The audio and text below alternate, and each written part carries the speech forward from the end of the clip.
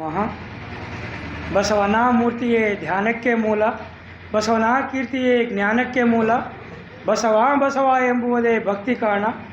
ಕಪಿಲ ಸಿದ್ಧ ಮಲ್ಲಿಕಾರ್ಜುನ ಮಹಾ ಮಾನವತಾವಾದಿ, శ్రీ కులోద్ధారకుడు, జగజ్యోతి, క్రాంతివీర అప్ప బసవಣ್ణ గారిని నా హృదయ మందిరంలో స్మరిస్తూ ఈనాడు ప్రార్థన గావించి అనుభవం వచ్చిన అందరి శరణులకందరికీ నా అనంత కోటి శరణార్థి. ముందుగా నేను వచన వైభవ కార్యక్రమంలో ఇంతకుముందు నేను అల్లమ్మ ప్రభు వారి వచనం తీసుకొని విశ్లేషణ చేశాను, కానీ ఆ వచనం పూర్తి స్థాయిలో చెప్పలేదనేది నా భావన. అందుకే ఆ వచనాన్ని కొనసాగింపుగా చేయాలనే ఉద్దేశంతో మళ్ళీ అదే వచనం చెప్పి నేను ముందుకెళ్దామని చెప్పి నేను భావిస్తున్నాను. మీరు కూడా అన్నదా భావించకుండా ఈ వచనాన్ని అవలోకించాలని చెప్పేసి నేను మీ అందరితో మనవి చేసుకుంటున్నాను. ఆ వచనం ఏందో ఇప్పుడు మనం చూద్దాం. శబ్ద స్పర్శ రూపు రస గంధ పంచ ಇಂದ್ರಿಯ ಸಪ್ತಧಾತು ಅಷ್ಟಮದದಿಂದ ಮುಂದುಗಾಣದವರು ನೀವು ಕೇಳಿರೆ, ಲಿಂಗದ ವಾರ್ತೆಯ ವಚನದಲ್ಲಿ ರಚನೆಯ ಮಾಡುವಿರಯ್ಯ, ಸಂಸಾರದ ಮಚ್ಚು ಬಿಡದನ್ನಕ್ಕ ಸೂಕ್ಷ್ಮ ಶಿವಪದವು ಸಾಧ್ಯವಾಗದು, ಗುಹೇಶ್ವರ లింగದಲ್ಲಿ వాక్కు పాకవాదలేను మన పాకవాగదన్నక్క అనేది అల్లమ్మ ప్రభు గారి వచనం ఉన్నది. ఇది అల్లమ్మ ప్రభు గారి వచనం ఉన్నది. ఇంతకుముందు నేను మీకు పంచభూతాలు ఏవనేది కూడా చెప్పినాను. భూమి, ఆకాశం, నిప్పు, నీరు, గాలి అనేది కూడా చెప్పాను. అట్లాగే వాటి గుణధర్మాలు ఏమనేది కూడా నేను చెప్పాను. శబ్ద స్పర్శ రూప రస గంధ అనేవి కూడా మనం ఇంతకుముందు తెలుసుకున్నాము. మళ్ళీ పంచేంద్రియాల గురించి తెలుసుకున్నాము. జ్ఞానేంద్రియాలు, పంచేంద్రియాల గురించి జ్ఞానేంద్రియాల గురించి కూడా నేను ఇంతకుముందుసారి చెప్పాను. జ్ఞానేంద్రియం అంటే కన్ను, ముక్కు, చెవి, నాలుక, చర్మం అని చెప్పేసి కూడా ఈ విషయాలు చెప్పాను. ఈ జ్ఞానేంద్రియం తెలుసుకున్నాం మనం ఈ జ్ఞానేంద్రియాల గురించి. ఈ పంచేంద్రియాలు గురించి కూడా చెప్పిన వాటి గుణధర్మాలు ఏమైనా కూడా ఇది మనసుతో వికారం చెందితే మాత్రం ఏ విధంగా అవుతాయో అనేది కూడా చెప్పడం జరిగింది, మీరు కూడా తెలుసుకోవడం జరిగింది. కాబట్టి ఇక ముందు తెలుసుకోవాలి ఏమంటే ఈ పంచేంద్రియాలు దశవిధ ఇంద్రియాలు అంటారు. ఈ దశ అంటే 10 ఇంద్రియాలు అంటే 10 అందులో 5 జ్ఞానేంద్రియాలు ఉంటాయి, 5 కర్మేంద్రియాలు ఉంటాయి. 5 జ్ఞానేంద్రియాల గురించి నేను మీకు ఇంతకుముందు మీకు చెప్పాను. ఇప్పుడు ఇందులో ఉండేటి ఇంకా మిగతా ఏముండేటి ఇంకా 5 కర్మేంద్రియాలు ఉన్నాయి. కర్మేంద్రియాలు ఏమైందనేది మనం ఇప్పుడు తెలుసుకునే ప్రయత్నం చేద్దాం. ఈ కర్మేంద్రియాలు మనకు ఏ విధంగా పనిచేస్తాయో మనం తెలుసుకోవాలి. ఈ కర్మేంద్రియాలు ఎక్కువగా ఉండే మన శరీరానికే ఉంటాయి. ఇప్పుడు ఒక మనిషి ఉన్నాడు, ఈ మనిషి ఒక పనివంతుడు అనుకుందాం. మనం పనివంతుడు అంటే వాడు ఎట్లా తెలుస్తుంది మనకు? అతను ఎట్లా గుర్తుపడతాం మనం అంటే అతను ఏదైనా పని చేస్తున్నాడు అంటే ఆ పని నుంచి మనము అతడు ఈ పనివంతుడు అని చెప్పేసి మనం తెలుస్తుంది. మనం జ్ఞానవంతుడు అంటాం. ఒకటి తెలివిని ద్రవ్యవానికి అంటాం. తెలివి ఎందుకు ఉన్నది అంటే వాడు చేసే కర్మలు ఏమైతే ఉన్నాయో, వాడు చేసే హావభావాలు, మాట్లాడే పద్ధతి ఏమున్నదో వాడు ఆ విధంగా చేస్తే వాడు జ్ఞాని ఉన్నాడు, అరే వాడు సుజ్ఞాని ఉన్నాడు అని చెప్పేసి మనకు తెలుస్తుంది. ఇక అట్లాగే సమాజానికి సేవ చేస్తుంది కాబట్టి అరే సమాజ సేవకుడు అని చెప్పి ఈ విధంగా మనం తెలుసుకుంటాం. అదే వాళ్ళు సమాజానికి కట్టుబడి ఉన్నాడు, సమాజ సేవకులు ఉన్నారు, సమాజానికి వాళ్ళు కట్టుబడి పనిచేస్తారని చెప్పేసి మనం చేస్తున్నప్పుడు వాళ్ళని చూసి మనము ఇతడు ఈ విధంగా ఉన్నాడు, ఇతడు ఈ విధంగా ఉన్నాడు, ఇతడు ఇట్లా అని చెప్పేసి మనం ఒక అంచనాకు వస్తాం మనం ఆయన మీద. ఆ అంచనాకు వచ్చేదే కర్మేంద్రియం ఇది. ఇక ఈ కర్మేంద్రియాలు ఏమంటే ఇప్పుడు మన దేహం ఉన్నది, ఈ దేహం లోపల ఆత్మ ఉంటుంది. ఈ ఆత్మ దేహం 2 సంపర్కం వల్ల పుట్టినయే ఈ కర్మేంద్రియాలు. ఇప్పుడు మనిషి ఉన్నాడు, మగ ఉంది, ఆడ ఇద్దరి సంపర్కం వల్ల ఎవరైతే పిల్లలు పుడతారో ఈ దేహభావము మనకు ఈ ఆత్మభావం ఈ 2 మన సంపర్కం జరిగితే వాటి పిల్లలే కర్మేంద్రియాలని చెప్పేసి మనం తెలుసుకోవాలి. ఈ 2 ఒక దగ్గర ఒకటి అవి అవినాభావ సంబంధం అయ్యే ఉంటాయి. ఈ వ్యక్తి పనితనం వల్లనే మనం అతనికి వంచనకు వస్తామని చెప్పేసి తెలుసుకోవాలి. ఇప్పుడు ఇంకొకటి ఉన్నది, మనం ఈ నోటి ద్వారా ఏం చేస్తామంటే ఒక వస్తువును తింటాం. అది తిన్నామంటే తీపి ఉంటుంది. తీపి ఉన్నది కూడా తెలియదు మనకు. ఒక వస్తువు చేదుగా ఉందంటే కూడా తెలియదు. ఈ వస్తువులను ఏమన్నా చేదుగా ఉంది, తీపిగా ఉన్నది ఏమదంటే ఆ వస్తువును మనం తినాలే ముందు. ఆ తింటేనే మనము ఒక జ్ఞానం వస్తుంది దానికి మనకు. అరే ఇది తీయగా ఉంది, ఇది చేదుగా ఉంది అని చెప్పేసి ఒక భావానికి ఒక బుద్ధి నుంచి మనం చెప్పగలుగుతాం. ఈ చెప్పినప్పుడే ఇది క్రియ లోపలికి తీసుకొచ్చేదే కర్మేంద్రియం. ఇంకో వ్యక్తి మనం ఇప్పుడైతే ఏదో ఒక సువాసన ఉన్నది, ఒక పువ్వు ఉన్నది, ఆ సువాసన మనం చూసినప్పుడే మనకు వాసన తెలుస్తుంది. అదే ఇతరులకు ఎట్లా ఉన్నదో మనకు చెప్పడానికి వీలు కాదు. అది అంటే ఆ వాసన ఎవరంటే అతను కూడా ఎదుటి వ్యక్తి కూడా దాన్ని అనుభవించినప్పుడే దాని వాసన ఎట్లా ఉన్నది అనేది మనకు తెలుస్తుంది. ఆ సువాసన అనేది గుణం అనేది జ్ఞానానికి తీసుకురావాలి. మన జ్ఞానానికి ఇది ఈ వాసన ఉంది, ఇది వాసన ఉంది తీసుకురావడానికి ఇది కర్మేంద్రియ లక్షణం అంటారు దీనికి. ఈ జ్ఞానేంద్రియాలు ఏమంటే అంతరంగంతో ముడిపడి ఉంటాయి. ఈ కర్మేంద్రియాలు అంటే బహిరంగంలో గోచరిస్తాయి మనకు. ఈ కర్మేంద్రియాలు అంటే ఏమై అనేది మనం వాటి పనితీరు ఏమనేది మనం ఇప్పుడు తెలుసుకుందాం. ఈ కర్మేంద్రియాలు 5 అని మనం చెప్పుకున్నాం. కర్మేంద్రియాలు 1 వాక్కు, 2వది పాణి, 3వది పాద, 4వది గుద, 5వది గుహ్య. ఈ వాక్కు అంటే మనకు నోరు, దీన్ని మన భాషలో చెప్పుకోవాలంటే నోరు. పాణి అంటే చెయ్యి, పాద అంటే కాలు, పాయు అంటే గుదస్థానము, గుహ్య అంటే జననేంద్రియం. ఇవి మనం మన భాషలో తెలుసుకోవాలి. మన భాషలో తెలుసుకునే ప్రయత్నం చేద్దాం. ఇప్పుడు ఒక బస్సు ఉన్నది, వాడు పక్కకు ఉన్నదంటే దానంతటా అదే నడుస్తుందా? నడవదు. దానికి ఎవరు కావాలి? ఒక వాహన చాలకుడు కావాలి, దానికి నడిపేటోడు కావాలి. ఒక బండి ఉన్నది, మనం బండి ఇంటి ముంగల పెడతాం, అది బండి అదైతే నడవదు. దానికి ఒక వాహనం మనం కావాలి, మనం నడపాలని మనం కావాలి. ఇప్పుడు ఒక గొడ్డెలు ఉన్నది, బయట వస్తువు ఒక గొడ్డెలు ఉన్నది, గొడ్డెలు ఉన్నది, దాన్ని నరికే పని ఉన్నది, దానికి ఎవరు కావాలి? చెట్టు ఉన్నది, గొడ్డలి చెట్టు పోయి నరుకోవు. దానికి ఒక వస్తువు ఏం కావాలి? మనం కావాలి. మనం ఏంటంటే మనం ఆ చేయితో తీసుకొని నరికినప్పుడే అలాగా క్రియ జరుగుతుంది. ఇక నోరు ఉంటే మాత్రం మాట్లాడలేము, చేతులు ఉంటే మాత్రం పని చేయలేము, కాళ్ళు ఉంటే మాత్రం నడవలేము. మనలో ఉండే చైతన్యమునకు ఇంద్రియాలకు ఏం సంబంధం అనేది ఈ కర్మేంద్రియం చెప్తుంది. బయట గొడ్డలు ఉన్నది, చెట్టు ఉన్నది, ఈ చేతులు మనకి పోవాలండి, పోతేనే అక్కడ క్రియ జరుగుతుంది. కాబట్టి ఆ చెప్పేది ఏదో అదే కర్మేంద్రియము. ఇక్కడ ఇంకో కొన్ని విషయాలు మనం తెలుసుకునే ప్రయత్నం చేయాలి. ఇంకోటి వాగేంద్రియం అంటారు, 2 పాణేంద్రియం అంటారు, 3 పాదేంద్రియం అంటారు, 4 పాయేంద్రియం అంటారు, 5 గుహేంద్రియం అంటారు. ఈ వాగేంద్రియానికి ఏమంటే నాగవాయువు అంటారు. ఈ వాగేంద్రియానికి దీనికి అధిదేవత సరస్వతి. ఇక్కడ ఏముంటాయంటే దీనికి 2 విషయాలు ఉంటాయి. 2 విషయాలు ఏంటంటే సువాక్యము, దుర్వాక్యం అనే 2 విషయ గుణాలు ఉంటాయి దీనికి. ఇంకా 2వది పాణేంద్రియము. పాణేంద్రియం అంటే కూర్మవాయువు అంటారు దీనికి అది దేవత ఇంద్రుడు అంటారు.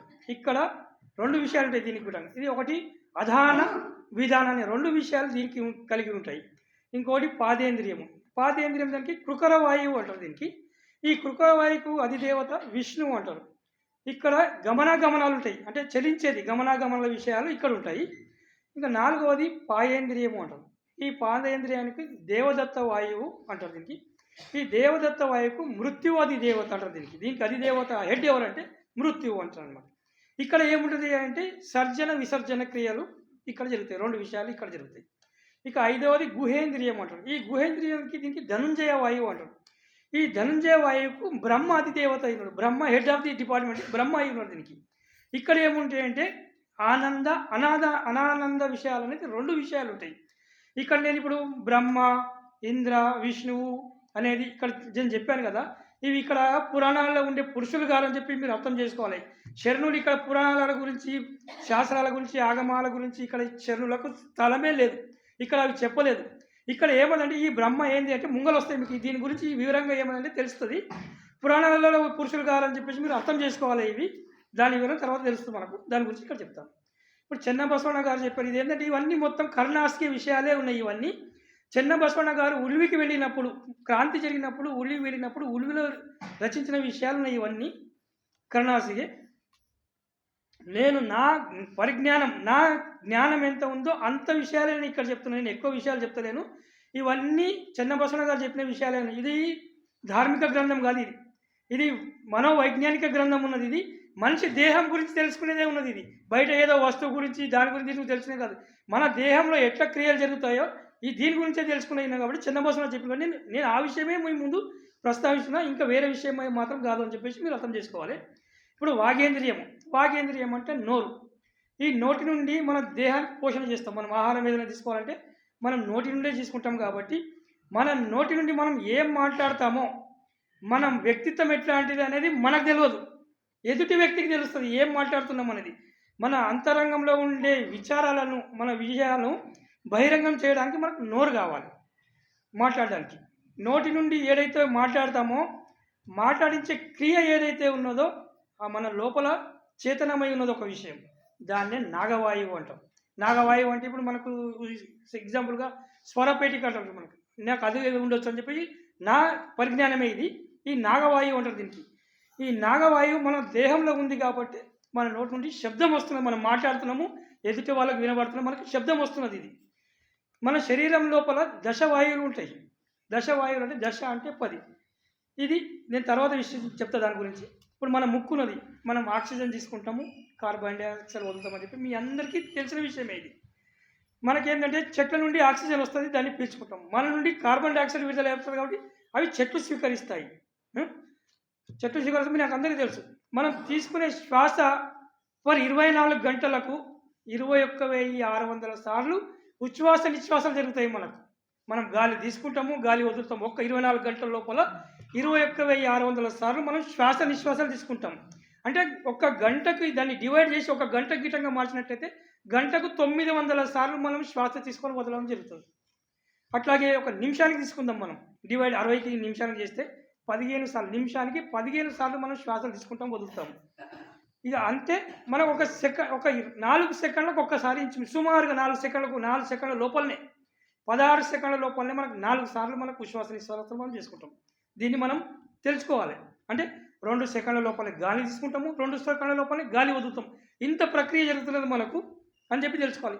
ఈ కొద్ది సెకండ్ల లోపలే క్రియ జరిపి లోపలికి 2 సెకండ్ల లోపలే మనకు ఆక్సిజన్ పోయి అదే 10 దశవాయువు లోపలికి మొత్తం వెళ్ళి అదే 2 నిమిషాల లోపల మనకు కార్బన్ డయాక్సైడ్ వదులుతుందంటే లోపల ఎంత ఫాస్ట్గా క్రియ జరుగుతున్నదో మనం అర్థం చేసుకోవాలి. దీనివల్ల ఎంత విచిత్రమైన ఘటన ఉన్నది చూడండి. మన శరీరాన్ని ఏ విధంగా మార్చిండు అనేది విధాత ఆ భగవంతుడు ఎట్లా మార్చిండు అనేది మనం తెలుసుకోవాలి. దీన్ని తెలుసుకుంటే చాలా ఆశ్చర్యచకితం అవుతుంది. ఇది మామూలు శరీరం కాదు ఇది. అందుకే 84 లక్షల జీవరాశులలో మానవ జన్మ ఉత్కృష్టమైనది, మహోన్నతమైనది. అందుకే ప్రతి ఒక్కరు పెద్దలు కానీ, పెద్ద మనుషులు కానీ, మన శరణులు కానీ చాలా శ్రేష్టమైనది మానవ జన్మ అని చెప్పారు. కాబట్టి ఈ మానవ జన్మను మనం వృధా చేయరాదని చెప్పేసి నేను కూడా ఒక్క నుంచి చెప్తున్నా. మనం పీల్చే గాలి లోపలికి వెళ్ళి 10 రకాల పరివర్తన చెందుతుందని చెప్పినా కదా. ఇది మనకు నోటి నుండి ఉండే వాయువు వేరే, నోటిలో ఉండే వాయువు వేరే ఉంటుంది, కడుపులో ఉండే వాయువు వేరే ఉంటుంది, గుదస్థానంలో ఉండే వాయువు వేరే ఉంటుంది, కాళ్ళల్లో ఉండే వాయువు వేరే, చేతులలో ఉండే వాయువు వేరే, మన లోపల సందులలో రంధ్రాలలో ఉండే వాయువులు కూడా వేరే వేరేగా ఉంటాయి. ఈ దశ వాయువులు దశ విధాలుగా మనకు ఒక్కొక్క క్రియలు లోపల జరుపుతాయి అని చెప్పేసి తెలుసుకోవాలి మనం. ఇప్పుడు మన కాళ్ళు నడవాలంటే ఒక వాయువు పనిచేయాలి, చేతులు పనిచేయాలంటే ఒక వాయువు పనిచేయాలి. ఈ వాయువు లేనిది మనకి చలనం జరగదు. కాబట్టి ఇందులో ఏముంటాయి? మొదటి దాంట్లో సువాక్య దుర్వాక్యాలు అనేది ఉంటాయి ఈ నాగవాయువు లోపల. ఈ సువాక్యాలు అంటే మంచి వాక్యాలు, మంచి నోటితో మంచి మాట్లాడడమే సువాక్యం. దుర్వాక్యం అంటే చెడు మాటలు, ఒకటి ఎదుటి మనుషులు నొప్పించడము, అహంకార భావంతో మాట్లాడము, ఇవి సువాక్యం. ఇప్పుడు దుర్వాక్యాలు. ఈ సువాక్యానికి మన బసవಣ್ಣ మంచి ఉదాహరణ ఏం చెప్పినంటే ఒక ವಚನ చెప్పిండు. ನುಡಿದರೆ ಮುತ್ತಿನ ಹಾರದಂತಿರಬೇಕು, ನುಡಿದರೆ ಮಾಣಿಕ್ಯದ ದೀಪ್ತಿ ಅಂತಿರಬೇಕು, ನುಡಿದರೆ ಸ್ಫಟಿಕದ ಸಲಾಕಿ ಅಂತ ಇರಬೇಕು, ನುಡಿದರೆ లింగ మెచ్చి అవుదవుదని. నుడిದರೆ మనం మాట్లాడితే భగవంతుడు కూడా మెచ్చాలి. మనం మాట్లాడితే మనం ఎట్లయితే ముత్యాలు ఎట్లయితే వరుసగా పేరుస్తామో ఆ విధంగా మన మాటలు ఒక పద్ధతిగా ఉండాలి, ఒక క్రమ పద్ధతిలో ఉండాలని చెప్పేసి అన్నారు. ఇప్పుడు మనం పూల దండలో దారం నుంచి పూలు ఎట్లా ఎక్కిస్తామో వరుస క్రమంలో ఎంత ఆకర్షణీయంగా ఎక్కిస్తామో ఆ విధంగా మన మాటలు ఉండాలని చెప్పేసి మన శరణులు చెప్పారని చెప్పేసి మనం అర్థం చేసుకోవాలి. ఈ వాగేంద్రియం అంటాం. ఈ వాగేంద్రియం అంటే మీకు నోరు అని చెప్పి ఇంతకుముందు చెప్పిన కదా, మనం ఊరికే మాట్లాడుతుంటాం. అదే ఊరికే ఏం వాగుతున్నావు రాబాయ్ అంటారు. వాగుతున్నావు అంటారా, ఇదే వాగేంద్రియం నోరు అన్నట్టు మనం అర్థం చేసుకోవాలి. ఈ మాట మనకు స్వరపీఠిక ద్వారా వస్తుందని చెప్పిన కదా. ఈ నాగవాయువు కనుక తక్కువ అయితే మన శరీరం లోపల ఈ గొంతు లోపలికి ఈ నాగవాయువు కనుక ఏమైనా తక్కువ అయితే ఆ వ్యక్తి నోరు పడిపోతుంది. పక్షవాతం వచ్చి నోరు పడిపోయిందంటారు, మాట పడిపోయిందంటారు. ఈ మాట పడిపోతుంది. అది ఒకవేళ తక్కువ అయితే మనకు మాటలు కూడా తొత్తి మాటలు వస్తాయి. ఒక శబ్దం అంటాము, ఒక శబ్దం మనం. అసలు ఈ మాటలు రాకపోవడానికి కూడా కారణం ఈ నాగవాయువు తయారై ఉంటుంది. ఇంకా రెండవది పాణేంద్రియం. పాణేంద్రియం అంటే మన చేతులు. ఇవి ఈ చేతుల లోపల అధాన ప్రధాన క్రియలు ఉంటాయి. ఒక వస్తువును ముట్టుకోవాలంటే చేయి కావాలి, పట్టుకోవాలంటే చేయి కావాలి, వదలడం అంటే కూడా ఈ క్రియలు జరపాలంటే మనకి చెయ్యే ముఖ్యమై ఉన్నది. మన చేతి వేళ్ళ లోపల ఈ 5 వేళ్ళు ఉంటాయి. ఈ చేతికి ఈ 5 వేళ్ళలో కూడా ఈ 5 వేళ్ళ నుంచి 5 ముద్రలు ఉంటాయి. దీనికి బొటనే వేలు, ఇది మీకు తెలుసు. ఇది చూపుడు వేలు అంటారు, ఇది మధ్య వేలు అంటారు, ఇది ఉంగరం వేలు అంటారు, ఇది పృథ్వీ, ఇది చిటికెన వేలు అంటారు. ఈ బొటన వేలు కూడా ఇది అగ్నితత్వాన్ని సూచిస్తుందని చెప్పి గుర్తు తెలుసుకోవాలి మీరు. ఈ చూపుడు వేలు ఉంది కదా, ఇది వాయుతత్వానికి గుర్తిస్తుంది. ఈ మధ్య వేలు ఉంది కదా, ఇది ఆకాశతత్వానికి గుర్తు. ఇది ఉంగరం వేలు ఉంది కదా, పృథ్వీ తత్వానికి గుర్తు. ఈ చిటికెన వేలు ఉంది కదా, జలాని తత్వానికి గుర్తుంటుంది. ఇప్పుడు ముద్రలు వేస్తాము ఈ అగ్నితత్వంతో, ఈ చూపుడు వేలు వాయుతత్వానికి. ఇది ఇలా వేసుకుంటే ఈ ముద్ర ఇది ఒకటి ఉంటుంది. ఈ ముద్రల ద్వారా కూడా మనం శరీరం లోపల మనము యాక్టివేట్ చేసుకోవచ్చు మన డిసీజులు అని చెప్పేసి చెప్తారు. అది తర్వాత విషయం చెప్పుకుందాం. అది ఇక పానేంద్రియానికి ఇంకోటి హస్తేంద్రియం అని కూడా అంటారు. దీని మూలతత్వం ఏమది అంటే దీనికి కూర్మవాయువు ఉంటుంది. ఇది తక్కువైతే గిటంగా మన చేతులు పడిపోతాయి. మనం పని చేయడం చేత కాదు, బలం ఉండదు, పని చేయాలనిపించదు. ఈ వాయువు లోపిస్తే పక్షవాతం, చేతులు పడిపోతాయి, చేతుల నుంచి పని చేయలేకపోతాం మనం ఈ వాయువు లోపిస్తే. ఇంకా మూడవది ఏమంటే పాదేంద్రియం. పాదేంద్రియం అంటే కాళ్ళు. ఈ కాళ్ళ లోపల మనకు కృకర వాయువు అని ఉంటుంది. ఈ కృకర వాయువు మనకు ఏం చేస్తుందంటే గమనం, చలనం. ఒక చోటి నుంచి ఇంకో చోటికి మనం ఇటుకెళ్ళి అక్కడ పోవాలంటే మనకి ఈ కాళ్ళే ముఖ్యం, ప్రధానమై ఉన్నాయి. కాబట్టి ఒక చోటు నుంచి ఇంకో చోటుకి వెళ్ళాలన్నా, పరిగెత్తాలన్నా, సంచరించాలన్నా, ఇక్కడ నుంచి అక్కడి నుంచి పోవాలంటే మనకు కాళ్ళే ముఖ్యమైనవి. ఈ వాయువు విధంగా తక్కువైతే మనం నిలబడలేము, చలించలేము, పరిగెత్తలేము. ఇంకో చోటు నుంచి ఇంకో చోటు కూడా పోలేము మనం. అదే స్పోర్ట్స్ మ్యాన్ ఉంటారు. స్పోర్ట్స్ మ్యాన్ అంటే మనకు ఒలింపిక్ గేమ్స్లలో ఉంటారు. చాలా రకాల క్రీడలు ఉంటాయి. అందులో క్రీడలు ఉంటుంటే పరిగెత్తేది ఉంటుంది, జాగింగ్ చేసేది ఉంటుంది. ఈ వాయువు వాళ్ళ లోపల ఎక్కువ ఉంటుంది. కృకర వాయువు ఎక్కువ స్థాయిలో ఉండడం వల్లనే వాళ్ళ బాడీ చాలా యాక్టివేట్గా ఉంటుంది. యాక్టివేట్గా ఉండడం వల్లనే వాళ్ళు చాలా వేగంగా పరిగెత్తగలుగుతారు. ఈ వాయువు వాళ్ళ దగ్గర పీక్ స్థాయిలో ఉంటుంది. కాబట్టి వాళ్ళు చాలా యాక్టివ్గా ఉండగలుగుతారు అని చెప్పేసి మనం అర్థం చేసుకోవాలి. ఈ వాయువు అగ్నితత్వమే మూలం దీనికి. అందుకే పాదాలు మనకు పెద్దలు ఏమంటారు, పాదాలు వేడిగా ఉంచుకోవాలి ఎప్పుడు అంటారు. పాదాలు వేడిగా ఉంటేనే మనం ఆరోగ్యంగా ఉన్నట్టు అని చెప్పేసి చెప్తారు. కాబట్టి పాదాలు వేడిగా ఉంచుకోవాలి. ఈ తత్వం గిట్టంగా తక్కువైతే మనకు కాళ్ళు పడిపోతాయి. ఎప్పుడైతే కాళ్ళు పడిపోయినాయి, కాళ్ళు పని చేస్తలేవు అని చెప్పేసి అంటే ఈ కృకర వాయువు మన బాడీ లోపల తక్కువైందని చెప్పేసి మనం అర్థం చేసుకోవాలి. ఇంకా నాలుగవది పాయేంద్రియం. అంటే ఇది బుధస్థానం. దీనికి దేవదత్త వాయువు అనేది ఉంటుంది. ఇక్కడ దేవదత్త వాయువు ఉంటుంది. ఇది స్ఫటిక వర్ణంలో ఉంటుంది. స్ఫటికం అంటే ఏమంటే తెలుపు ఉంటుంది, అంటే పారదర్శకంగా ఉంటుంది. మనం ఇక్కడ నుంచి అది స్ఫటికంగా ఇక్కడ పెట్టినామంటే ఇక్కడ నుంచి చూస్తే అక్కడ కూడా పారదర్శకంగా కనిపిస్తుంది. అక్కడ మధ్యన ఏది ఉండదు, డైరెక్ట్గా కనిపిస్తుంది అన్నమాట. దీనికి స్ఫటికం అంటారు. దీని పని ఏమదంటే మనిషిని పడుకోబెడుతుంది, మనిషిని మేల్కొంటట్టు చేస్తుంది, మనిషిని కూర్చుంటట్టు చేస్తుంది, మనిషిని లేచేటట్టు చేస్తుంది. ఇప్పుడు మీరే ఉన్నారు, ఇంతసేపు చాలాసేపు కూర్చుంటే అరే చాలా కూర్చున్నది, కొద్దిసేపు నిలబడాలని, ఎక్కువసేపు నిలబడము అంటే కొద్దిసేపు కూర్చోవాలని చెప్పేసి ఏదైతే బుద్ధి జ్ఞానం అయితే మనకు కనిపిస్తుందో ఈ వాయువు ఈ పాయేంద్రియం నుంచే, ఈ గుదస్థానం నుంచే మనకు తెలుస్తుంది. ఇలా చేసేవన్నీ మనకు దేవదత్త వాయువు చేస్తుంది. కూర్చుంటే లేచేటట్టు చేస్తుంది, లేస్తే కూర్చుంటట్టు చేస్తుంది. ఇవన్నీ అనేది దేవదత్త వాయువునే మనకు చేయిస్తుంది. ఇది మనకు ఎక్కడ ఉంటుంది అంటే ఇది గుదస్థానంలో ఉంటుంది. ఇది నిలబడి కాళ్ళు నొప్పి పెడితే కూర్చుంటట్టు చేస్తుంది. దీనికి మృత్యువు అది దేవత. ఎందుకంటే మనం సేవించే ఆహారం ఏదైతే పదార్థం ఉందో మనం నోటి ద్వారా సేవించినట్లయితే అది ఆ పదార్థాన్ని కొన్ని గంటల సమయం తర్వాత ఏమైందంటే అది మన గుదస్థానం నుంచి మనం బహిర్గతం చేసి విసర్జింపజేయాలి పడుతుంది. ఇక లేదంటే అది లోపల గిటంగా ఉన్నది అంటే అది విషం అయిపోతుంది, అది పాయిజన్ అయిపోతుంది. పాయిజన్ అయిపోయిందంటే మనకు అది మృత్యు ప్రాప్తిస్తుంది. దానివల్ల మనకు ఆరోగ్యం చెడిపోయి మనకు మృత్యు ప్రాప్తిస్తుంది అని చెప్పేసి మన శరీరులు ఇక్కడ చెప్తున్నారు. దీని క్రియ ఏమంటే సర్జన విసర్జన క్రియ. సర్జన అంటే తీసుకోవడం, విసర్జన బయటికి తోసివేయడమే ఈ గుదస్థానం యొక్క క్రియ అని చెప్పేసి. ఇది జలతత్వానికి చిహ్నం ఈ దేవదత్త వాయువు. ఈ మన మలినాలు ఏదైతే బాడీలో ఉన్నాయో విసర్జన చేయాలంటే ఆ విసర్జన గుదస్థానంలో ఉన్న మలినాన్ని గుటంగా మనకు జలతత్వం అయి ఉండాలి. అందులో ఆ మలినం కూడా జలతత్వంతో కూడింది ఉంటేనే మనము తిన్నది ఏదైతే విసర్జన ఉన్నదో అది బయటికి తోసేయడానికి ఈ జలతత్వం కారణమవుతుంది. లేకపోతే అది అందులోనే ఉందంటే విషం అయిపోతుంది, పాయిజన్ అయిపోతుంది, తర్వాత మనకు మృత్యుకు కారణమవుతుంది అని చెప్పేసి తెలుసుకోవాలి. ఇంకా ఐదవది ఏమంటే ఇక్కడ ధనుంజయ వాయువు. ధనుంజయ వాయువు దీని పని ఎలా ఉంటుందంటే ధనుంజయ వాయువు అంటే ఇప్పుడు సముద్రం ఉంటుంది, ఒక్కోసారి ఆటుపోట్లు ఎక్కువగా వస్తాయి. ఒకటి సముద్రం ప్రశాంతంగా ఉంటుంది. ఈ ఆటుపోట్లు ఎప్పుడైతే వస్తాయో ఎలా గురి అవుతుంటాయో ఈ మనది గుటంగా ఒక్కొక్కసారి ఈ గుహేంద్రియం అనేది కూడా ఒక్కొక్కసారి ప్రశాంతంగా ఉంటుంది, ఒక్కొక్కసారి విపరీతమైన అలజడి సృష్టించేస్తుంది ఈ గుహేంద్రియం అనేది. దీనికి అధిదేవత బ్రహ్మ.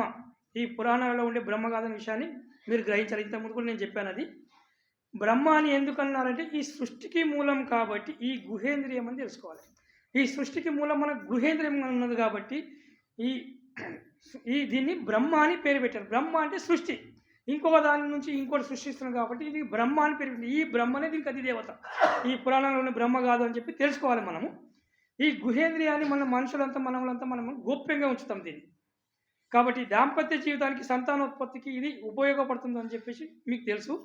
దీనిని బ్రహ్మ అంటే సృష్టితో పోల్చింది అంతే. దాంపత్య జీవితంలో ఇంకో జీవికి జన్మించినప్పుడు ఆ శిశువు ఈ ధరణిపై పడడానికి, భూమిపై పడడానికి సప్తధాతువులతోనే ఈ జన్మకు కారణమవుతుందని చెప్పేసి మనం తెలుసుకోవాలి. ఈ సప్తధాతువులు ఏమంటే సప్త అంటే 7. సప్త అంటే ఒకటి రసం, రెండవది రుధిరం. రుధిరం అంటే దానికి ఇంకో భాషలో రక్తము అంటాం అనమాట. మూడవది ఏమదంటే మాంసము, నాలుగవది మేధస్సు, ఐదవది మజ్జ, ఆరవది అస్థి, ఏడవది శుక్లం. ఇవి మనం సేవించిన ఆహారం పచనం కావడానికి అంటే జీర్ణం కావడానికి మినిమం 3 నుంచి 4, 4 నుంచి 5 గంటల సమయం పడుతుంది. మనం ఏదైనా ఆహారం తీసుకుంటే మనం సేవించిన ఆహారం ఏదైతే ఉన్నదో ఇది ముందుగా రసం తయారు కావడానికి ఇప్పుడు జీర్ణక్రియ అయ్యి 3 నుంచి 4, 4 నుంచి 5 లోపల జీర్ణక్రియ అయ్యి 12 గంటలు 16 గంటల లోపల మనము విసర్జన చేసిన తర్వాత ఈ రసం తయారవుతుంది. మన బాడీ యాక్టివేట్ కావాలంటే ఇందులో రసం తయారవుతుంది. ఈ రసం ఎన్ని రోజులు తయారవుతుందంటే మనం సేవించిన ఆహారం 7 రోజులకు రసం తయారవుతుంది. ఆ 7 రోజులకు రసం తయారవుతుంది. ఇంకో 7 రోజులు కలుపుకోవాలి దాన్ని. 7 రోజులు అంటే 14 రోజులకు. ఈ 14 రోజులకు రక్తం అనేది తయారవుతుంది మన బాడీ లోపల. ఈ 14 రోజుల్లో మళ్ళీ 7 రోజులు కలుపుకున్నాం అనుకో 21 రోజులు అవుతుంది. 21 రోజులకు మాంసం తయారవుతుంది. మాంసం తయారైన తర్వాత 21 రోజుల నుంచి మళ్ళీ 7 రోజులు కలుపుకుంటే 28 రోజులు అవుతుంది. అది 28 రోజులకు మేధస్సు తయారవుతుంది. మేధస్సు 28 రోజులకు తయారైన తర్వాత మళ్ళీ దానికి 7 రోజులు కలుపుకుంటే 35 రోజులు అవుతుంది. 35 రోజులకు అస్థి తయారవుతుంది. అస్థి అంటే బొక్కలు మనకు. ఈ 35 రోజుల తర్వాత మళ్ళీ 7 రోజులు కలిపితే 42 రోజులు అవుతుంది. ఈ 42 రోజులకు మజ్జ అనేది తయారవుతుంది. మళ్ళీ ఈ 42 రోజులకు 7 రోజులు కలిపితే 49 రోజులు అవుతుంది. ఈ మనం తీసుకున్న ఆహారము ఈ 49 రోజులకు మొదట తీసుకున్న ఆహారం శుక్లంగా తయారవుతుంది మనకు అని చెప్పి గుర్తు తెలుసుకోవాలి. మనం తీసుకున్న ఆహారము 7 వారాలకు 7 వారాలు అంటే 49 రోజులకు 7 × 7 అంటే 49 రోజులకు మనకు శుక్లంగా తయారవుతుందని చెప్పేసి గమనించాలి. మన శరీరంలో మనకు తెలియకుండానే ఇంత ప్రాసెస్ జరుగుతుంది. భగవంతుడు ఇంత పెట్టిండు. ఈ కర్ణాసిక ఏమదంటే మన బాడీ తత్వం గురించి తెలుసుకోవాలి. మన లోపల ఏమున్నాయి తెలుసుకునేదే కర్ణాసిక చిన్నభాషణ గారు చెప్పారు. మొత్తం బాడీ గురించి చెప్పారు దాన్ని. ఈ శుక్లమే మనకు చైతన్యం కావడానికి ఉపయోగపడుతుంది. మనం సేవించే ఆహారం నుండే మన అంతరంగం చెప్తుంది ఎప్పుడే కానీ. ఎటువంటి ఆహారం తీసుకుంటే అటువంటి లక్షణాలే, అటువంటి భావాలే, అటువంటి ఆలోచనలే వస్తాయని చెప్పేసి మనం గ్రహించాలి. కాబట్టి ఎప్పుడూ మనిషి మనం సాత్విక ఆహారమే తీసుకోవాలని చెప్పి పెద్దలు ఎందుకు చెప్పారంటే ఎటువంటి ఆహారం తీసుకుంటే అటువంటి ఆలోచనలే వస్తాయని చెప్పారు. క్రూర మృగాలను తింటే క్రూరత్వమే వస్తుంది ఈ ఆలోచన. మీరు చూడండి, ఇంకెవరైనా ఎవరైతే క్రూర మృగాలు ఎవరైతే తింటారో వాళ్ళ ఆలోచన, వాళ్ళ అహం అనేది క్రూరంగానే ఉంటుంది. మీరు గ్రహించండి. ఎవరైతే సాత్విక ఆహారం తీసుకుంటారో వాళ్ళ ఆలోచనలన్నీ సాత్వికంగానే ఉంటాయి. కాబట్టి మన శరీరంలో సాత్విక ఆహారాన్ని తీసుకోమని చెప్పారు. ఇక అంతరంగం అంటే ఏమది అంటే అరిషడ్ వర్గాలు. ఈ అరిషడ్ వర్గాలు ఏమంటే 6 మీకు అని తెలిసినవి. కామ, క్రోధ, లోభ, మోహ, మద, మస్తరాలు అని చెప్పేసి గ్రహించాలి. శరణులు ఏమన్నారని చెప్పేసి అంటే ఉత్పత్తి పిండవెల్లకు జనన వందే భేద అన్నారు. ఉత్పత్తి పిండి, ఈ ఉత్పత్తి అయిన తర్వాత ఈ పిండం మనిషి గర్భం లోపల మనకు పిండం తయారైపోయిన తర్వాత 9 నెలల తర్వాత ఏదైతే ప్రసవిస్తారో ఆ ప్రసవించడానికి ఆ తల్లికి అందరికీ ప్రతి ఒక్క ప్రపంచంలో ఉన్న ప్రతి ఒక్క మాతృమూర్తులకు జననం అనేది ఒక్కటి తీరై ఉన్నది. అందరూ గర్భధారణ చేసి గర్భం ఉండే శిశువులు కంటారు. కానీ ఇక్కడ శరువులు ఏమన్నారు? లయవాహక్కే ఘటక్కే హలవు తేరని ఉంటూ అన్నారు. లయము మనం పుట్టుక అందరికీ తల్లి గర్భం నుంచి పుడతాం. మనకు అందరికీ ఈ ప్రపంచం విశ్వం అంతా తల్లి గర్భం నుంచే పుట్టింది. కానీ లయవాహ ఘటకే, లహం అంటే లయ అంటే నాశనం నాశనం అయ్యే శరీరానికి హలవు తెరలు ఉంటుంది. మనం ఇంతమంది ఒక్కొక్కరు ఒకే తీరుగా చనిపోతామని ఎవరికి తెలియదు. మనం ఒక తీరు గ్యారంటీ ఇవ్వలేము. పుట్టుక మాత్రం ఒకటే తీరు ఉన్నది అందరికీ. చచ్చుడు మాత్రం అందరికీ వేరే వేరే ఉన్నది. ఒక్కొక్కరు ఒక్కో తీరుగానే చనిపోతారు, మరణిస్తారని చెప్పేసి మనం తెలుసుకోవాలి. అందుకే శరీరం ఏం చేస్తారు? లయవయ ఘటకే, ఈ నాశనమయ్యే శరీరానికి హలవు తెరలు విధాలుగా మనిషి ఒక్కొక్కరు ఒక్కొక్క తీరుగా చనిపోతారని చెప్పి చెప్తున్నారు. అందుకే జననం ఒక తీరు ఉంటే అందరికీ మరణం ఒక తీరు లేదు. మన కర్మలను బట్టి మన జీవితం నిర్ణయం అవుతుంది. మంచి కర్మలు, సత్కర్మలు చేయాలి, మనకి ఇప్పుడు చేయాలని చెప్పేసి చెప్పారు. చివరిగా నేను ఇంకొకటి విషయం చెప్తాను. ఇక్కడ మనకు నాగవాయువు, కూర్మవాయువు, కృకర వాయువు, దేవదత్త వాయువు, ధనుంజయ వాయువు అని చెప్పి ఈ 5 వాయువులు ఉంటాయి కదా. ఈ 5 వాయువులు మనకు దశవాయువులు అని చెప్పాను నేను. దశవాయువులు అంటే మన శరీరంలో ఉంటాయి. మన శరీరం ఎప్పుడైతే మనం త్యజించినప్పుడు ఈ ఆత్మ మన శరీరం నుంచి ఆత్మ ఎప్పుడైతే పోతుందో ఈ ఆత్మతోని 5 వాయువులు వెళ్ళిపోతాయి. ఈ 5 వాయువులు వెళ్ళిపోయి ఇంకో 5 వాయువులు మన శరీరానికి అట్లనే అంటుపెట్టుకొని ఉంటాయి. ఈ 5 వాయువులు ఏమయ్యంటే ఈ నాగవాయువు, కూర్మవాయువు, కృకర వాయువు, దేవదత్త వాయువు, ధనుంజయ వాయువు అనేది ఈ 5 మన శరీరానికి అట్లే ఉంటుంది. మనకి ఎప్పుడైతే ఈ బాడీ నుంచి ఈ సోల్ ఆత్మ అనేది మనకి ఎప్పుడైతే వెళ్ళిపోతుందో 5 వాయువులు వెళ్ళిపోయి ఈ 5 వాయువులు అంటిపెట్టుకొని ఉంటాయి. ఈ 5 వాయువులలో నాగవాయువు అనేది మొదటిది. ఈ నాగవాయువు ఏం చేస్తుంటే మనం డాక్టర్లు చనిపోయిన తర్వాత మనం ఇంటికి తీసుకొచ్చిన తర్వాత 24 నిమిషాల తర్వాత ఈ నాగవాయువు అనేది మన శరీరం నుంచి వెళ్ళిపోతుంది. ఇదే ఇంకో 24 నిమిషాలు అంటే 48 నిమిషాల తర్వాత కూర్మవాయువు అనేది వెళ్ళిపోతుంది మన శరీరం నుంచి. ఇదే 24 నిమిషాలు అంటే మనకు 72 గంటలు. ఈ 72 గంటల లోపల కృకర వాయువు అనేది మన శరీరం నుంచి వెళ్ళిపోతుంది. ఈ కృకర వాయువు తర్వాత మళ్ళీ అదే 24 నిమిషాలకు 96 నిమిషాలకు దేవదత్త వాయువు అనేది మన శరీరానికి వెళ్ళిపోతుంది. కానీ ఈ ధనుంజయ వాయువు అనేది మన శరీరానికి వెళ్ళిపోదు. మనం మనిషి మరణించిన తర్వాత మనం అక్కడ ఆయనకు మంట పెట్టిన తర్వాత కానీ ఎక్కడైనా పూడిక చేసిన తర్వాత కానీ మన శరీరం శల్యమైపోయిన తర్వాత నాశనం అయిపోయిన తర్వాత కొన్ని రోజులకు మనకు ఈ ధనుంజయ వాయువు అనేది మనకి ఈ బ్రహ్మ చక్రం దగ్గర ఉంటుంది. కాబట్టి ఈ బ్రహ్మచక్రం తర్వాత అన్నీ శుష్కించిన తర్వాత మన శరీరం శుష్కించిన తర్వాత ఈ ధనుంజయ వాయువు అనేది మన ఇక్కడ నుంచి వెళ్ళిపోతుంది. ఇంకో విషయం ఏంది నేను గమనించినట్టే మనకి ఇప్పుడు ఖననం చేస్తారు, ఇది కాలబెడతారు. కాలబెట్టినప్పుడు ఈ 4 వాయువులు ముందే పోతాయి. కాబట్టి ఈ 5వ వాయువు ఏమిటంటే మన కాలబెడితే పెద్ద శబ్దం వస్తుంది అని చెప్పేసి మనం విన్నాం. ఆ శబ్దం ఏదైతే కాలుతుందో అది ఈ నెత్తి పలుకుతుంది. ఈ పలికినప్పుడు ఇక్కడికి వెళ్ళే ధనుంజయ వాయువు పోతుంది అని చెప్పేసి నా ఒక ఒపీనియన్, నా ఒక ఊహ మాత్రమే అని చెప్పి నేను అనుకుంటున్నా. కాబట్టి శరీరం పగిలినప్పుడు ఇక్కడికి వెళ్ళిపోతుంది. ఇంకా శరణులు ఏం చెప్పినంటే మనకు నిజం అనేది మనకు నిస్తేజమవుతున్నది. ఈ రోజుల్లో అబద్ధమే ఆకర్షితమవుతున్నది అని చెప్పేసి మన శరణులు చెప్పారు. మనం రాయినే దేవుడిగా కొలిచిన నాళ్ళు మనకు శరణులు అర్థం కాదు. శరణులు ఏం చెప్పారు అనేది మనకు కరెక్ట్గా అర్థం చేసుకుంటే పద్ధతి బాగుంటుందని చెప్పేసి నా కోరిక. ఒకవేళ ఆ శిల్పి ఉన్నాడు, రాయిని శిల్పంగా మార్చిన ఆ శిల్పి ఆ రాయి కంటే గొప్పవాడై ఉండాలి. మనం గుడిలో శిల్పాలు పెడతాం, శిల్పాలు అది ఎవరు చెప్తారు? అది శిల్పి చెప్తారు. ఆ శిల్పి చెక్కిందంటే ఆ రాయి కంటే గొప్పోడే కదా, వాడు చెక్కిందంటే వాడు గొప్పోడే వాడు. కానీ దేవుడిని శిల్పంగా మార్చే శక్తి శిల్పికి ఇస్తే ఆ మనిషిని ఎవరు సృష్టించిండు? శిల్పాన్ని ఒక మనిషి సృష్టించింది. ఓకే, వీడు ఈ శిల్పి గ్రేటే అనుకుంటాం. కానీ ఈ శిల్పిని ఎవరు చెక్కిండ్రు? ఆ పరమాత్ముడు చెక్కిండు, ఆ పరశివుడు సృష్టించింది. కాబట్టి ఆ పరమాత్ముడే గొప్పవాడని చెప్పేసి మనం అనుకోవాలి. ఎవరు సృష్టిస్తున్నారు? మనం దేవుని సృష్టిస్తున్నామా, దేవుడు మనకు సృష్టిస్తున్నామా అనేది ఒకటి ఆలోచన చేసుకోవాలి.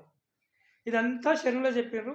వారి పలుకులే ఇవి, నాదేమీ కాదు. ఇక్కడ శరణులు జనాల కొరానికే పుట్టిండ్రు, జనాల కొరానికే బ్రతికిండ్రు, జనాల కొరానికే జీవించిండ్రు. శరణులు జనాల కొరానికే మరణించిన విషయాన్ని కూడా మనం గుర్తు చేసుకోవాలి.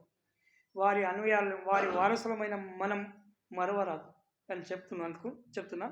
ఇప్పుడు మనకు ఒక కుటుంబంలో ఒక తండ్రి ఉంటాడు, 4 కొడుకులు ఉంటారు, వాళ్ళకి ఆస్తి ఉంటుంది. తండ్రి చనిపోతాడు. తండ్రి చనిపోయిన తర్వాత ఏం చేస్తారు? 4 కొడుకులు కొట్లాడతారు. నాకు ఆస్తి కావాలి, నాకు ఆస్తి కావాలి, నాకు ఇంత కావాలి, ఇంత కావాలి, ఇంత కావాలి. మన అప్పబసవని కూడా ఆస్తి సంపాదించి పెట్టింది. ఆ ఆస్తి వచన సాహిత్యం ఉన్నది. దాన్ని కూడా మనం పోటీపడి నాకు కావాలి అని చెప్పేసి మనం దాన్ని పోటీపడి మనం ఆచరించి మనం కృతార్థులం కావాలని చెప్పేసి నేను కోరుకుంటున్నా.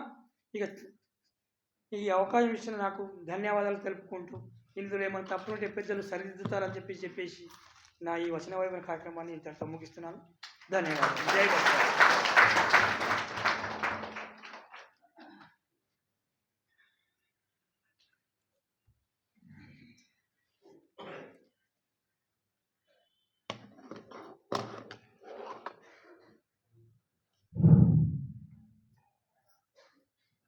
ಉಳ್ಳಗಡ್ಡಿ ಚಂದ್ರಶೇಖರ್ ಏನು ಹೇಳ್ಯಾರ ಭಾಳ ಆಳವಾದ ವಿಷಯ ಇದು. ಚನ್ನಬಸವಣ್ಣ ಅವರು ಕರ್ಣ ಹಾಸಿಗೆ ಅಂತ ಒಂದು ಪುಸ್ತಕ ಬರ್ತಾರೆ, ಕರ್ಣ ಹಾಸಿಗೆ ಅಂತಂದು. ಅದ್ರೊಳಗೆ ಈ ವಿಷಯಗಳವ. ಆ ಪುಸ್ತಕ ನಾನು ಓದಿನಿ, 1-2 ಪೇಜ್ ಓದೋಣ ಬಿಟ್ಕೊಟ್ಟಿದ್ದೇನೆ. ಇವೇ ಇಂಥವು ಅರ್ಥ ಆಗಲು ಭಾಳ ಆಳವಾದ ವಿಷಯ. ಅದಕ್ಕೆ ಅಷ್ಟು ಶಾಂತಿ ಬೇಕು, ಅಷ್ಟು ತಿಳಿಯುವಂಥ ಶಕ್ತಿ ಬೇಕು. ಎಲ್ಲ ಶಾರೀರಿಕ ವಿಷಯದಾಗ ಭಾಳ ಚಂದ ಬರ್ತಾರೆ ಅವರು, ಭಾಳ ಗಹಿರ ಬರ್ತಾರೆ. ಇವರೇನು ಹೇಳ್ಯಾರ, ಭಾಳ ಮೆಹನತ್ ಮಾಡಿ ಭಾಳ ಒಳ್ಳೆ ಆಲೋಚನೆಗಳು, ಒಳ್ಳೆಯ ವಿಚಾರಗಳು ಹೇಳ್ಯಾರ, ಹೊಸ ವಿಚಾರ. ಅಂದರೆ ಶಾಂಡ್ಬಲ್ ಕೇವಲ ಕಾಯಕ ಮತ್ತು ದಾಸೋಹೇ ಅಲ್ಲ, ತನ್ನ ಜೀವನದ ಬಗ್ಗೆ ತನ್ನ ಆರೋಗ್ಯ ಬಗೆಗೆ ಕೂಡ ಏನಾದ್ರೆ ಅವ್ರಿಗೆ ಶ್ರದ್ಧೆ ಇತ್ತು ಅಂಬುದು ನಾವು ತಿಳಿಬೇಕು. ಶರಣ ಸಾಹಿತ್ಯದಾಗ ನೀವು ಒಂದಿನ ಸಿಲ್ಲಂಬದಿಲ್ಲ, ಎಲ್ಲದ ಆರೋಗ್ಯ ಬಗ್ಗೆ ಅದ, ಭಕ್ತಿ ಬಗ್ಗೆ ಅದ, ಕಾಯಕ ಬಗ್ಗೆ ಅದ, ದಾಸೋ ಬಗ್ಗೆ ಅದ, ಮನುಷ್ಯ ಹ್ಯಾಂಗೆ ಬಾಳ್ಬೇಕು ಅಂಬುದು ಬಿ ಎಲ್ಲ ತನಿಖಾಲಿಂದ ಅದ. ಅಂಥ ದೊಡ್ಡ ಸಾಹಿತ್ಯ ಅದು ಶರಣ ಸಾಹಿತ್ಯ ಅಂದ್ರೆ. ಅದು ಕಾರಣ ಹಾಸಿಗೆದಾಗ ಇದ್ದಿದ್ದವ್ರು ಭಾಳ ಚಂದ ವಿಸ್ತಾರವಾಗಿ ಹೇಳ್ಯಾರ. ಅವ್ರಿಗೆ ಭಾಳ ಧನ್ಯವಾದಗಳು. ಈಗ ಒಂದು ಸೂಚನೆ,